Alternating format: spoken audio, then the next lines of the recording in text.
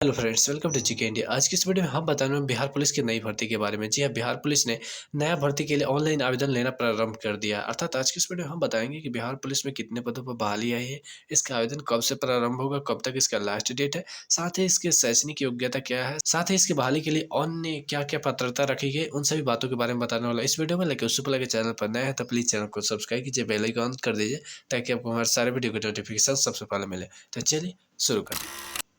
अब सबसे पहले देख लीजिए, मैंने बिहार पुलिस के ऑफिशियल वेबसाइट से इस नोटिफिकेशन को डाउनलोड कर लिया। यहाँ पे देखेंगे सबसे पहले पद कौन सा है, तो मद्य निषेध उत्पाद एवं निबंधन विभाग, अर्थात यहाँ पे उत्पाद विभाग जो होता है बिहार सरकार का, उसी में मद्य निषेध सिपाही अर्थात यहाँ पे सिपाही कांस्टेबल के रिक्त पदों पर भारतीय उम्मीदवारों की सीधी नियुक्ति हेतु विज्ञान पर, अर्थात भारत के कोई भी नागरिक यहाँ पे आवेदन कर सकता है, लेकिन आरक्षण का लाभ सिर्फ बिहार के निवासियों को मिलेगा।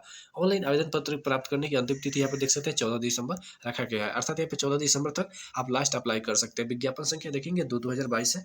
और उसके बाद यहाँ पे देखेंगे लिखा जा रहा है मद्य निषेध उत्पाद एवं निबंधन विभाग में मद्य निषेध सिपाही पद पर वेतन लेवल 3, अर्थात यहाँ पे वेतन लेवल 3 है, जिसमें वेतन आपको कितने मिलेगा, 21,700 से 53,000 के बीच में मिलेगा। टोटल सीटों की संख्या कितना है, 689 है। ठीक है। और उसके बाद यहाँ पे आवेदन कब से प्रारंभ होगा, 14 नवंबर से यहाँ पे स्टार्ट हो जाएगा। उसके बाद नियमावली के बारे में दिया गया है, जो कि जरूरी नहीं है तो इसलिए मैं नहीं बता रहा। उसके बाद यहाँ पे देखेंगे आवेदन कौन कौन कर सकता है, अर्थात आवेदन के लिए पात्रता की शर्तें जो है उसमें देख लीजिए। सबसे पहले भारतीय नागरिक होना अनिवार्य है, महिला पुरुष सभी के कोई भी कर सकता है। उसके बाद यहाँ पे शैक्षणिक योग्यता के बारे में बात करें तो शैक्षणिक योग्यता आप 10+2 या इसके समकक्ष होना चाहिए। ठीक है। और ये सर्टिफिकेट कब का होना चाहिए, यानी 1 जनवरी 2022 से पूर्व का आपका सर्टिफिकेट होना चाहिए, तभी जाकर आप आवेदन कर सकते हैं। उसके बाद यहाँ पे देखेंगे उम्र सीमा के बारे में, तो उम्र सीमा भी इसी तरह से जोड़ा जाएगा।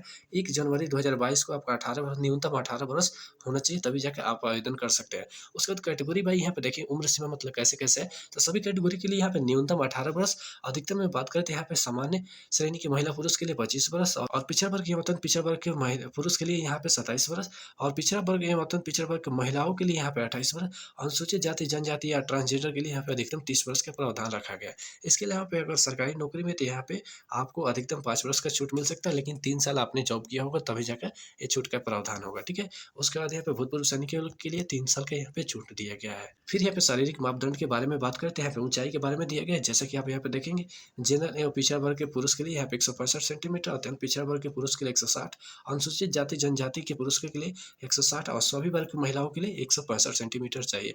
अर्थात कोई भी कैटेगरी की महिला उन सभी का यहाँ पे 165 सेंटीमीटर है तो वह एलिजिबल है।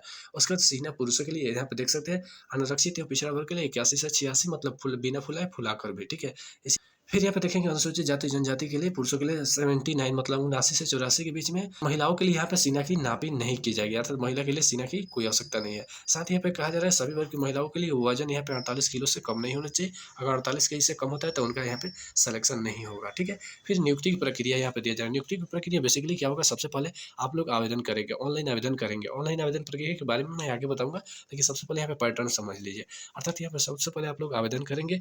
जैसे ही आवेदन करेंगे उसके बाद आपके फॉर्म की समीक्षा की जाएगी, अर्थात आपने कोई गलत तो जानकारी नहीं दिया है, यानी आपने जो भी डिटेल्स फिल किया है वो सही है कि नहीं। अगर गलत है तो वहाँ पे आपका आवेदन रद्द कर दिया जाएगा, या आप इस बहाली प्रक्रिया में भाग नहीं ले सकते हैं। ठीक। लेकिन मान लेते हैं जिनके यहाँ पे फॉर्म सही होगा उन लोगों के यहाँ पे क्या होगा, लिखित परीक्षा होगा। लिखित परीक्षा 100 अंकों का, जिसके लिए 2 घंटा समय रहेगा, अर्थात यहाँ पे 100 क्वेश्चन रहेगा। ठीक है। प्रत्येक क्वेश्चन 1 अंक का रहेगा, अर्थात 100 अंक मिलेगा, और इसके लिए टाइम यानी 120 मिनट मिलेगा, यानी 2 घंटा समय रहेगा। 2 घंटा में आपको ये पूरा सोल्व करना है। इस तरह से यहाँ पे प्रक्रिया होगा। ठीक है। और उसके बाद लिखित परीक्षा में जो लोग पास कर जाएंगे उसके बाद इन लोगों का दौड़ होगा, फिर ऊंची कूद होगा, फिर गोला फेंक होगा। इन तीनों प्रोसेस से पास करने के बाद यहाँ पे मेधा सूची जारी किया जाएगा, और मेधा सूची में जो लोग यहाँ पे सिलेक्शन होंगे उन लोगों को यहाँ पे जॉब के लिए बुलाया जाएगा। अब यहाँ पे देख सकते हैं यहाँ पे प्रश्न पत्र के बारे में, जैसे कि यहाँ पे मैंने बोला था, तो यहाँ पे आपका लिखित परीक्षा ओएमआर शीट पर होगा, देख सकते हैं स्पष्ट रूप से लिखा गया है। फिर यहाँ पे पाठ्यक्रम के बारे में बात करते हैं, यहाँ पे 10वीं लेवल का जो भी बुक होता है ना, उसी से संबंधित क्वेश्चन आएगा। और यहाँ पे कहा जा रहा है लिखित परीक्षा में 30% से कम पास करने वाले अभ्यर्थी शारीरिक दक्षता परीक्षा अर्थात यहाँ पे दौड़ के लिए एलिजिबल नहीं होंगे। मैं आप लोग को बता दूं यहाँ पे 30% रखा जाए, मतलब न्यूनतम पास करने के लिए, लेकिन यहाँ पे रैंकिंग चल जाता है 80% तक, इसलिए आप लोगों को ज़्यादा इसके लिए परेशान होने की जरूरत नहीं। उसके बाद यहाँ पर देख सकते हैं लिखित परीक्षा अंतिम मेधा सूची का आधार नहीं बनेगी, अर्थात यहाँ पे जो अंतिम मेधा सूची बनता है ना लिखित परीक्षा के आधार पर, यहाँ पे सिर्फ बेसिकली क्या होगा कि आप लोग को दौड़ के सिलेक्शन के लिए, मतलब यहाँ पे दौड़ के लिए आप लोग इसमें पास होंगे। ठीक है। अब जैसे कि मैंने बता दिया है यहाँ पे लिखित परीक्षा के बारे में, तो जो लोग यहाँ पे लिखित परीक्षा में पास हो जाएँगे, उन लोगों का द्वितीय चरण स्टार्ट होगा। द्वितीय चरण में क्या होगा, सबसे पहले यहाँ पे दौड़ होगा। दौड़ के लिए यहाँ पे 50 अंक मिलेगा। अब यहाँ पे देख लीजिए, इसमें क्या होगा कि आपको 6 मिनट में 1600 मीटर दौड़ करना है, पुरुष अभ्यर्थी के लिए, महिला के लिए अलग है, ठीक है? 6 मिनट में 1600 दौड़ करना है। अब यहाँ पे टाइमिंग देख लीजिए, कितना के बीच में दौड़ेंगे तो कितना अंक मिलेगा। फिर इसी तरह अगर महिला अभ्यर्थी है तो आपको 5 मिनट में 1000 मीटर दौड़ना है, ठीक है?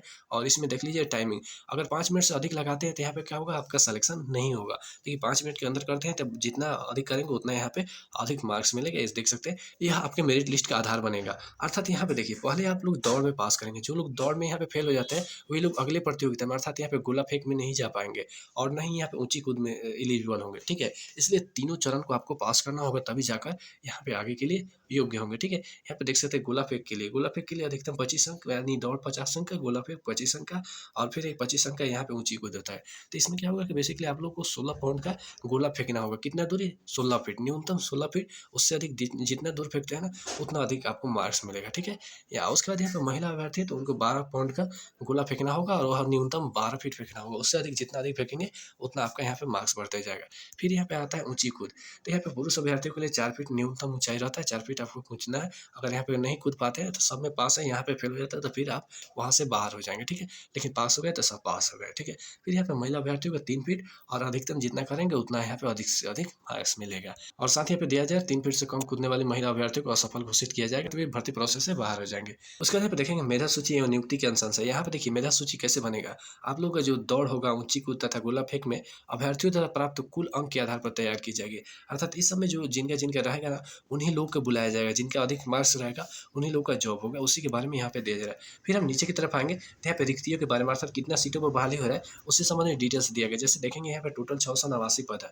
अब जनरल कैटेगरी के लिए कितना पद है इसके बारे में देख सकते हैं, यहाँ पे 272, ठीक है?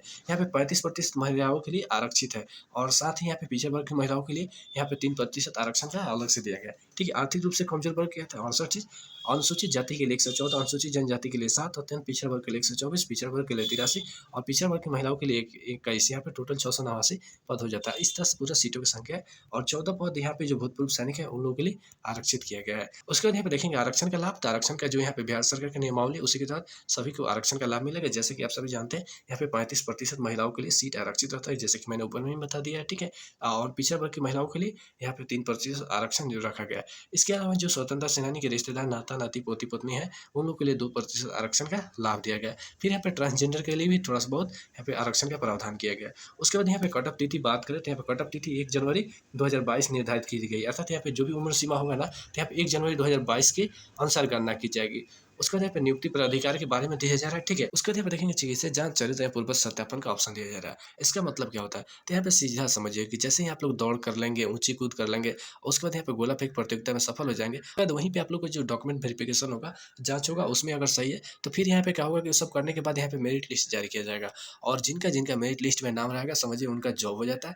और जो लोग यहाँ पे फर्जी रहेंगे सिर्फ वही लोग छटेंगे, बाकी कोई नहीं छटेगा, ठीक है? तो यहाँ पे क्या होगा कि जैसे ही मेरिट लिस्ट जारी होगा उसके बाद आप सभी को यहाँ पे मेडिकल जांच है, उसके बाद यहाँ पे आप लोग का चरित्र प्रमाण पत्र देखा जाएगा, साथ ही पूरा डॉक्यूमेंट फिर से वेरिफिकेशन किया जाएगा, ठीक है? ये बेसिकली आप लोग को मेरिट लिस्ट जब जारी हो जाता है तो समझिए जॉब हो जाता है। लेकिन जो लोग फर्जी होंगे उन्हीं लोग को डर है, बाकी किसी को डरने की जरूरत नहीं, क्योंकि यहाँ पे डॉक्यूमेंट वेरिफिकेशन होता है, उसमें ज़्यादातर लोग पकड़े जाते हैं, ठीक है? तो इसलिए आप लोग को ध्यान देना है। तो इस तरीके से यहाँ पे पूरा बहाली प्रोसेस है। अब यहाँ पे ऑनलाइन आवेदन प्रक्रिया के बारे में समझाया गया है, ठीक है? ऑनलाइन आवेदन करने के लिए यहाँ पे वेबसाइट का लिंक दिया गया है, इस पर जाकर आप ऑनलाइन आवेदन कर सकते हैं। ऑनलाइन आवेदन कब से शुरू होगा? यहाँ पे 14 नवंबर से शुरू हो रहा है, ठीक है? अब यहाँ पे आवेदन कैसे करना है इसके बारे में मैं आगे बता रहा हूँ, लेकिन उससे पहले यहाँ पे पेमेंट कितना करना है उसके बारे में जान लीजिए। पेमेंट के बारे में बात करें तो यहाँ पे देखिए अत्यंत पिछड़ा वर्ग, आर्थिक रूप से कमजोर एवं जनरल कैटेगरी के जो भी पुरुष अभ्यर्थी हैं एवं राज्य के बाहर के किसी भी कैटेगरी के महिला पुरुष कोई भी अभ्यर्थी है, उन लोग के लिए 675 रुपया। और उसके बाद यहाँ पे देखेंगे अनुसूचित जाति, अनुसूचित जनजाति एवं राज्य के मूल निवासी सभी वर्ग की महिला कैटेगरी, अर्थात यहाँ पे देखिए अनुसूचित जाति, अनुसूचित जनजाति और सभी वर्ग की महिलाओं के लिए यहाँ पे 180 रुपये का प्रावधान किया गया। अर्थात इतना ही आप पेमेंट करेंगे, उसके बाद यहाँ पे अप्लाई हो जाएगा। उसके बाद यहाँ पे देख सकते हैं ऑनलाइन आवेदन पत्र भरने के लिए आवश्यक निर्देश यहाँ पे जो दिया गया है उसके बारे में बता दें। अब यहाँ पे आवेदन कैसे करना है, तो इसके लिए आपको क्या करना है, आपका 2 स्टेज में यहाँ पे ऑनलाइन आवेदन होगा। पहले आपको रजिस्ट्रेशन करना होगा, अर्थात यहाँ पे नाम, मोबाइल नंबर एवं डिटेल, कुछ पर्सनल डिटेल्स डालकर यहाँ पे रजिस्ट्रेशन करना होगा। जैसे रजिस्ट्रेशन कंप्लीट होगा, आपके मोबाइल नंबर एवं ईमेल ID आईडी पर लॉगिन आईडी और पासवर्ड आएगा। उस लॉगिन आईडी एवं पासवर्ड को डालकर फिर से फॉर्म को पूरा सबमिट करना होगा, अर्थात पूरा एजुकेशनल डिटेल्स जितना कुछ जानकारी है सब कुछ फिल करना होगा सही।